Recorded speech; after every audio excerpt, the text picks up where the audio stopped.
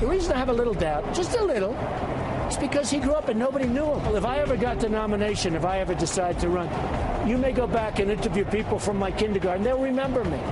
Nobody ever comes forward. Nobody knows who he is until later in his life. It's very strange.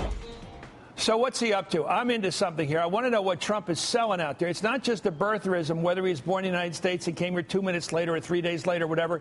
He's suggesting he wasn't really the guy, isn't really the guy he says he is, the president of the United States. That was Donald Trump 6 weeks ago starting this bandwagon. He began the media tour with that, considering a run for president still. Trump's out on the way right now with spin stories about the president. First, that no one knew him as a child in school, and now Trump's not sure how Obama was accepted into Columbia and then Harvard Law. The birth certificate saga is growing. It's metastasizing. Trump told CNN last night that he believes it's missing the birth certificate. It's not even there. The state of Hawaii, of course, disagrees. Joining me now is MSNBC political analyst Pat Buchanan and Terry McAuliffe, who was the campaign chairman for Hillary Clinton's 2008 presidential bid.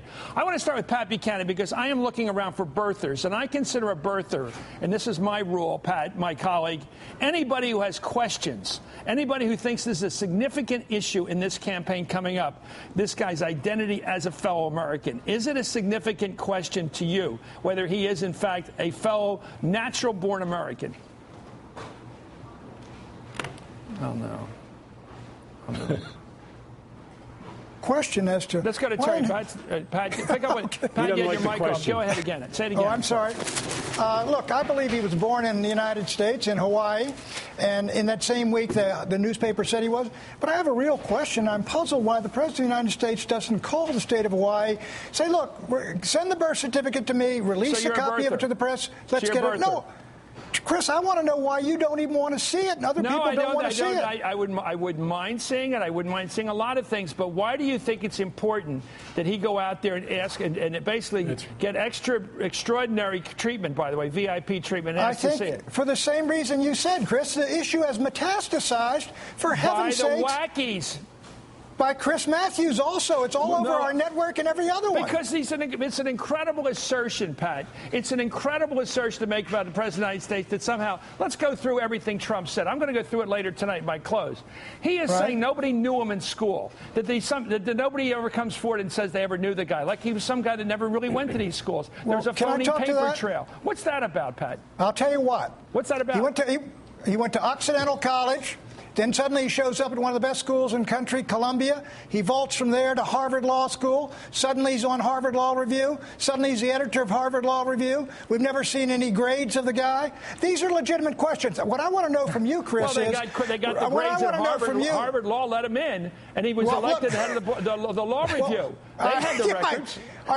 Look, I know a lot of kids that have got phenomenal LSAT scores that can't get into any Ivy League school, and I think a lot of people do. Chris, this is what I want to ask you. Why is it that the National Press Corps, when Donald Trump is out there supporting the people's right to know, you guys are all supporting the president's right to conceal? Okay, so you have questions about whether the president did attend these schools or not. First of all, let's first, how far do you go with the Trump bandwagon? Was he, in fact, in these schools that the Trump says nobody knew him in? I think he went to those schools, and I think the way was very probably greased, and I think he's probably affirmative action all the way. Greased by whom? I think he's affirmative action all the way. Oh, it's an affirmative action case, but there's no mystery about it. It's just affirmative action. I think he's at those schools, sure. But you don't think he had outside help getting into these schools? Well, look, I think all he's got. Look, Chris, you know how the system works. You apply. He's an African-American kid at a time when everybody's saying, let's bring those guys in, give them an advantage, move them ahead. So if that happens... So it's about race, then? It's about whether he benefited from affirmative action. Is that an illegitimate question? No, sure. You can ask any question you want on this show, but my question is, why is that coming up now as part of a question of his identity, whether he's an American or not? The question because Donald Trump is running for... Did he really go to these schools? Because Donald Trump is suggesting that there was something mysterious about it. You say you understand. You say it's affirmative action, which you don't like. Trump says there's a mystery here. Let's go to Terry McAuliffe. What is he really raising here, Terry?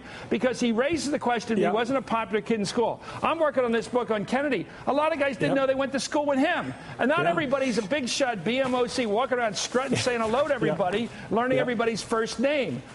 And Chris, let me be very clear. For those students who went to Georgetown Law School with me, many of them will not remember seeing me there many times either.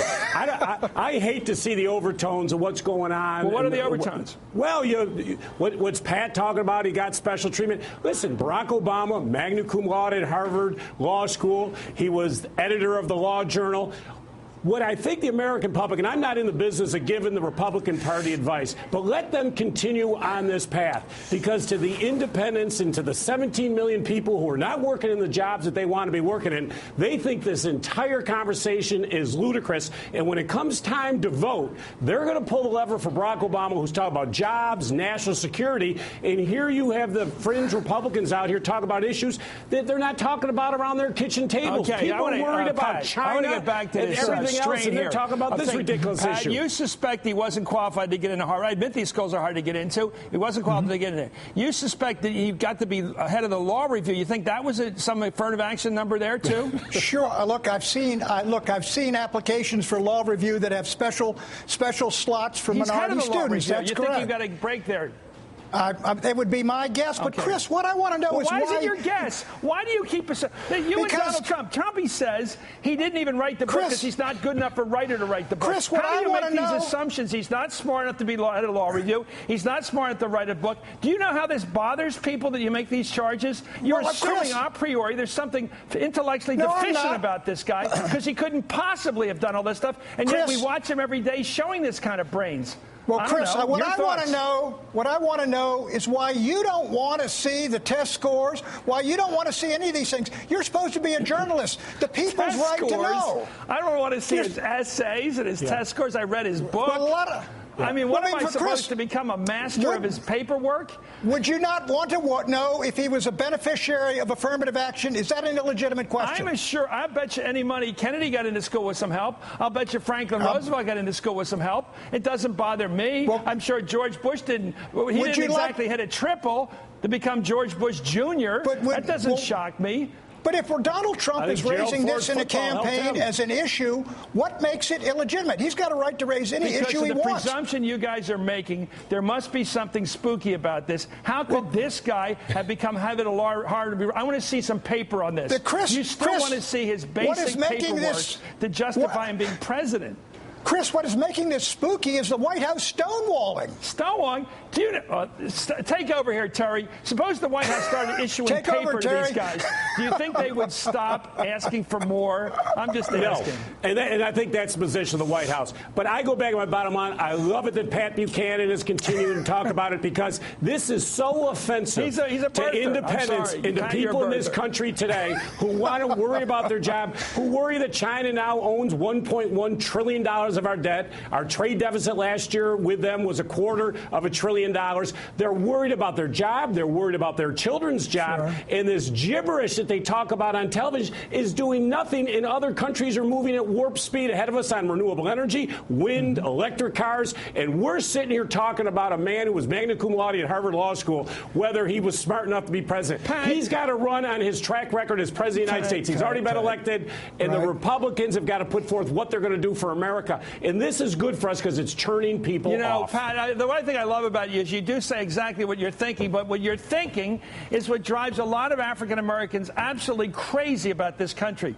They get a guy they may not agree with. They may think he's too conservative on a lot of issues. He's let them down on some things. But they see him being questioned in a way nobody else gets questioned. Here's a guy that busted his butt to become head of the Harvard Law Review. You've got to have law boards that you can't through the roof to get in that place. And then he does all this. He goes back. He doesn't go for the money. He becomes a community organizer. He gets elected to the U.S. Senate, and you still don't buy it. You don't buy Look, if he's got all these, you can take a look at I know how I got into Columbia. You can take a look at any of his. Let's take a look at if he's got all these great grades and wrote these great articles. Let's see the magnificent work he did to achieve the greatness he achieved. I got my job here without ever showing any paperwork from school. You got your job without ever showing your paperwork. Terry McCobb did not have to show his paperwork to become Hillary Clinton's campaign manager.